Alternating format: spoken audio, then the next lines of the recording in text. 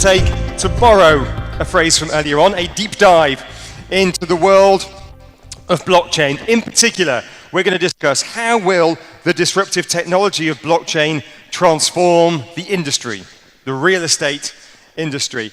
Please join me in welcoming our panelists today. First of all, the CEO and board member of Emirates Real Estate Solutions, which is part of the Dubai Land Department and the Dubai government, Khalifa Al-Suwaidi. Please join us. Ahlan wa sahlan.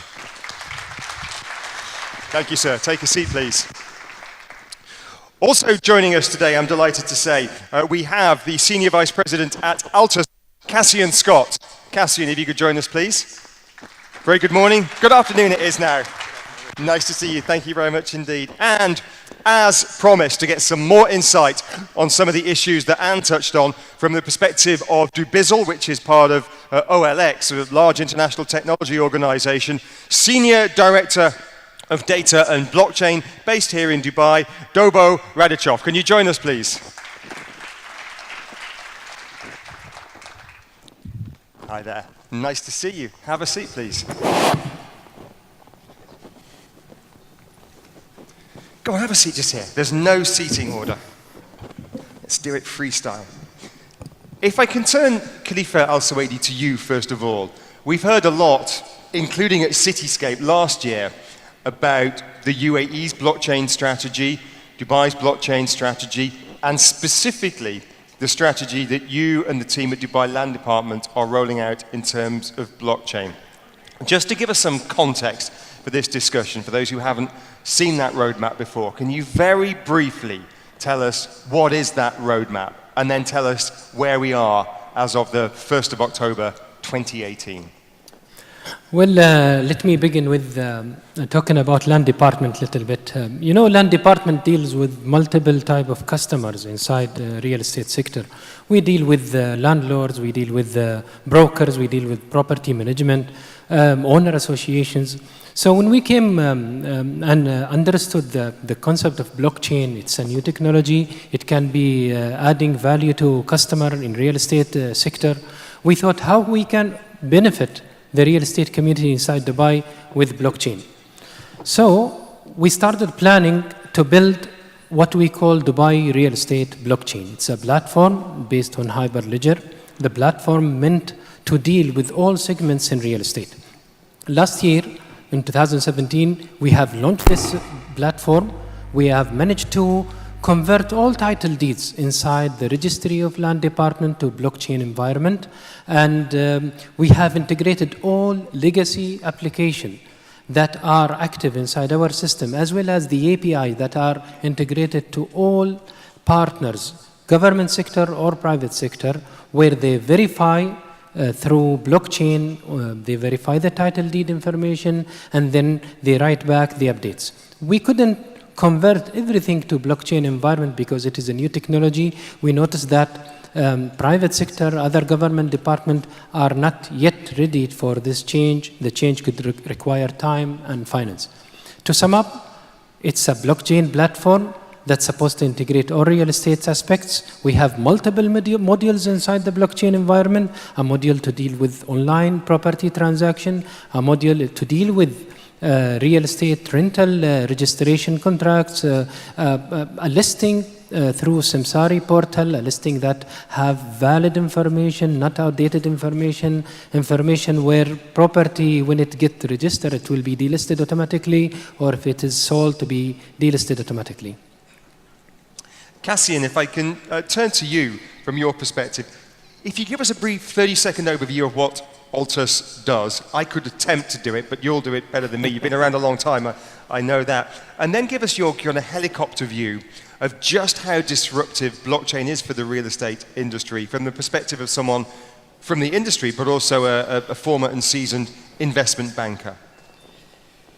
Yeah, it's a very good example, I think, from Khalifa, and we can draw back on the slide from Anne to contextualize where we're at from blockchain perspective. Altus Group, who's Altus? Altus is the longest established and only publicly quoted technology company that specifically just solves problems for commercial real estate. So we're the #1 in appraisal software, the #1 in valuation software, and really key to this discussion is you've got to denominate value very clearly before you can directly apply it to the blockchain. So what do we mean by that? Khalifa's given a very good example about where blockchain started off. So doing it for land registry already is a very logical application. But the big one that you're all sitting there thinking, well, what's this really going to mean for me? How's it really going to change? Everybody's talking about blockchain that's going to change the liquidity of private markets, real estate, effectively. And the reason why I guess Richard asked me that question is often when you're sitting in the audience, you're thinking, how does this really apply to me? I'm getting all this future value, which is very difficult to contextualize. So I give you an example. Back in '96, I was working in an investment bank, the biggest one in Europe. We used to charge our institutional clients somewhere between 80 basis points and 100 basis points just to trade liquid market securities, which fully vetted by the regulator. Pretty incredible to look back at that. Today, bumped into my old head of trading last week, they do it for nothing because effectively they want to see that liquidity go through. So the key thing is that there is a precedent for this which already exists in liquid markets. I'm going to hand over to the technology guys really to look at it from a technology perspective because that's not where we're coming at it from. The key thing is if you can standardize, and to Anne's slide, if you can get compliance and regulation to wrap around that, then you've got a standardization where you can securitize on the blockchain, and that is tremendously exciting to me. So, Dona, if I could turn this microphone on. My little countryman mic is digging into my ear. Okay, I'll use it for now. That one's working perfect. So you pick up nicely from what Anne was saying, the kind of bigger picture role of where blockchain fits for a company like Dubizzle and OLX. Again, as I asked to Cassian, give us an overview not just of Dubizzle, which is kind of a household name in Dubai, but OLX, the parent company, and then tell us specifically what you're doing on the ground. Sure. So everybody here probably is familiar with Dubizzle. I think a household name, like you said, it's probably anybody based in Dubai has touched your life in some way. Our business is really facilitating trade between buyers and sellers. We try to help people buy and sell almost anything. And beyond Dubai, we also have similar businesses in 40 countries around the world. So globally, we have more than 300 million users trading stuff. Real estate is obviously a very, very important category as part of that. When we talk about blockchain, I think for me, because we're a company that obsesses with perfecting the buy and sell experience, for me the opportunity here really is to bring convenience, to bring ease, to bring a safer user proposition to our end users. And the promise of the blockchain technology is that you can essentially transform this, very traditional, conventional, paper-heavy processes that surround everything that has to do with transacting real estate, and really bring that online and streamline that experience so that instead of spending, 2 months or a couple of weeks dealing with agents and banks and insurance companies and having meetings and phone calls and sharing documents and this and that, you can just do that at the click of a button and buy or sell property very, very quickly. For me, that's really the vision and the end state dream. So, Khalifa, if I can turn to you, clearly Dubizzle, one of the big property brokers and aggregators here. I mean, there are others, Beirut, propertyfinder.ae. To what extent do you think these tech-based platforms, they're kind of tech-first platforms, are embracing blockchain? And perhaps I'm interested to know what conversations you're having with the legacy property brokers, if you like, the Colliers or the JLLs, for example, or the Better Homes of this world. What kind of progress are you seeing here? Our blockchain platform is not meant for land department, meant for the real estate community. We welcome government sector, we welcome also private sector to integrate and utilize the service needed. So this is the first point I would like to mention. Second point, the most important thing utilizing this new technology is to serve the real estate community. I joined land department more than 20 years ago. So we managed to establish Emirates Real Estate Solution where we innovate in real estate technology. We try to bring knowledge from our teams and colleagues in land department and fuse it with technology and try to produce the right product or right platform where it can be utilized correctly. So when we come to property transaction, I remember 15, 20 years ago, it used to take maybe a week, or maybe 7 days, or maybe sometime 20 days, it depends, all paperwork. But now it takes 30 minutes when you go to registration trustees and conduct property transfer. But when we look at the customer, why are they buying a property? They're not buying a property just to buy a property. They want to move into the property. They want other services along with buying property. So they start with viewing and trying to find a property, a listing service, which has nothing to do with land department, and then trying to see what kind of services around that unit of property, such as market, real estates, or for example, schools, hospital, gardens. And then after choosing the property, they buy the property, they may mortgage it, so they need to interact with the banks, and then they need to interact with the utility provider to provide electricity and water or telecommunication.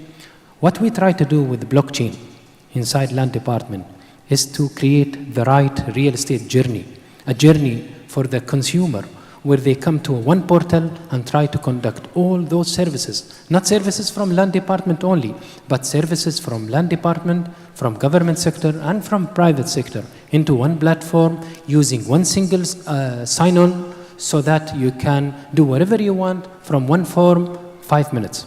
I have an example. We're launching in GTEx the rental registration process where you view through Dubai Now a vacant property for lease and choose a property and then register the contract and then pay using smart checks from the network bank Emirates MBD and then apply for the utility and then apply for telecommunication out of one form. That's what we're talking about. So it's not a technology that we want to only embrace for the government use. We want the real estate sector to participate in such technology. Dubizzle, property finders, any company available in the market would like to utilize the information and get the right access.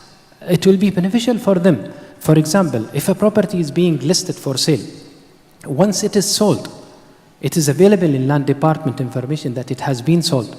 But the listing company may not know that. And then it will be still available and then it will be outdated. This is what we talk about when we talk about blockchain. It's not about only a government control on a blockchain, but it is about utilizing new technology, not only blockchain, even artificial intelligence. We have some example of artificial intelligence that are implemented right now inside our system, where we verify signatures for landlords, for managers, and make sure that all processes are authenticated and correct. Keen to take some questions from the floor. Before that, the kind of general hypothesis for this panel is that blockchain is a highly disruptive force for the real estate industry. Broadly speaking, who agrees with that hypothesis, that blockchain is a truly disruptive force? And anyone prepared to admit that they don't think it's a truly disruptive force? Raise your hands if you disagree strongly with that hypothesis. I don't see any hands up there now. I'm going to come to the floor for a question in a second. But first of all, if we can look at some of the potential risks. Firstly, Khalifa, to you, some of the technological risks, some of the business model risks. Of course, cybersecurity is always a risk when you're doing anything that's digital. How do you assess those risks, and which are the ones that we need to mitigate against? I have a confident team I am, working with inside Land Department and Emirates Real Estate Solution. We benchmark tools and technology available in the market. We didn't only try Hyperledger, we tried multiple type of blockchain technology. All of them are good. However, Hyperledger was providing better answers for us. This technology will disrupt the real estate sector for fact. But we need to aware people. We need also lots of changes in laws and regulation to make sure that those contracts being signed digitally are approved in the law, in the eye of court. And updating laws and regulation is what we've been working with for the past year to make sure that such technology is being utilized. Blockchain, when we talk about it, we're not talking about cryptocurrency. We're talking about the real estate assets that used to be available in a typical or legacy application. They are now in blockchain environment. We didn't yet talk about trying to transact property utilizing cryptocurrency. Cryptocurrency is completely another matter. We're using the technology itself. It is already secure. It has been proven that it is secure. It is transparent, and it has lots of flexibility, and it is helping us to integrate with our partners. Okay, I'm keen to take some questions from the floor. I'm going to make my way to the lectern. If you've got a question or comments, can you raise your hand so that I can see you? Okay, you can raise that as light so I can see you. Oh, yes, you have a question. Front. If you can give us your brief question, please, sir, and introduce yourself. Hi, my name is Sunil Gomes. Hi, my name is Sunil Gomes. I work with a real estate developer here in Dubai. Obviously, blockchain for most real estate developers is something quite new. My question to the panel is, how manipulative is blockchain and how open to fraud is it? Because obviously we've seen blockchain in other industries has been open to a little bit of manipulation recently. I was just wondering how prevalent and how easy it might be within the real estate industry. Dobbo, do you want to have a crack at that? I didn't hear well the question. Can you? It was how, if I summarize, how vulnerable is it to fraud? How vulnerable is it to fraud? To fraudulent practices. Yeah, I think the example that, we mentioned cryptocurrencies. We've all read these horror stories where hundreds of millions of dollars of cryptocurrency goes missing, etc. I think we need to balance the power of the technology with its maturity. The reality is that blockchain is still an actively evolving technology. Security standards are yet to be formalized, they're yet to emerge. So there's still some risk, I would say, around security. The last thing you want to do is you wake up one morning and you find out that your digital title deed has been stolen by somebody else. So I think a lot of authorities, what they do is they mirror the digital side of things with kind of the paper copy of that. So you have a hybrid approach where you keep the old system in parallel with the new system. That can go on for some time, but eventually we want to end up in a place where it's purely 100% digital, fully secure, and so on. And this is a challenge. It's not going to be easy to get there, and certainly will take time. It is a risk, and both government and the private sector need to work hand in hand to mitigate that. Cassian. I guess that's the key point.